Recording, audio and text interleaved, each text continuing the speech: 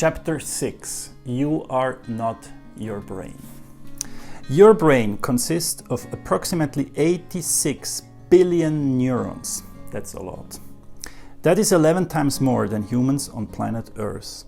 Each of these neurons makes an average of 1,000 connections to other neurons, so-called synapses. The result is magic and chaos at the same time. Magic, because those connections allow you to read this text, and chaos, because while you read this text, you probably think also about your grocery list, what you have to do later today, or the funny movie you saw last week. After you read this sentence, for sure your brain got distracted and one or another thought popped up in your mind. Gotcha. Because of this magic chaos, our brain is confusing, unpredictable, and a black hole of uncharted territory. One day I asked my anesthetist how narcosis, a state of stupor or unconsciousness, works when you have to go through surgery. They put you in this narcosis. So I wanted to know how it works. I was shocked to find out that they could not explain to me the exact mechanism. They told me it's like driving a car. You know how to do it, but you don't know how the motor works in detail. You don't know all the parts of the motor and how they interact with one another. I found it fascinating and scary at the same time. We can manipulate our consciousness without knowing what we are manipulating. It is a wonderful example of how complex our brain is and how little we know. We believe that approximately 90% of our mental processing is unconscious.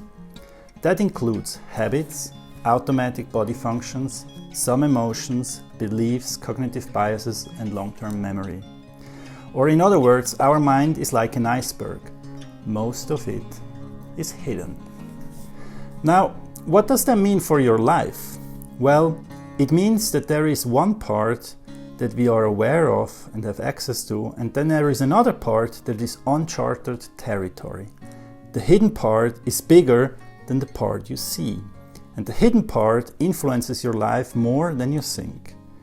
Our brain is a central part of what makes us who we are, but we are not our brain.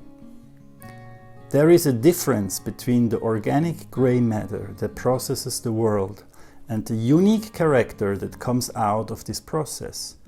Your brain cells are like water molecules. You are the wave, not the water. Sometimes your brain does stuff that you don't like. You say something that you regret. You don't act when you should. You observe a gap between what you wanted to do and what you're doing or not doing. Your brain is sometimes like a small child. It responds childishly. It overreacts or remains lazy. So how should we respond to that? It means that your brain needs your support. Once you understand that your brain is not perfect, you can start building a new relationship to it that is biased on kindness and empathy and not on judgment and anger.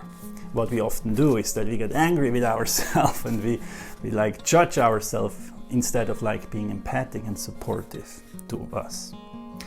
Your brain is old, some 100,000 years or so, and still a child. It is imperfect, easy to distract or agitate. Your brain needs somebody who holds its hand in this complex world full of distraction. It does not need somebody who is harsh and judgmental. You are not your brain. You are the divine entity to hold its hand.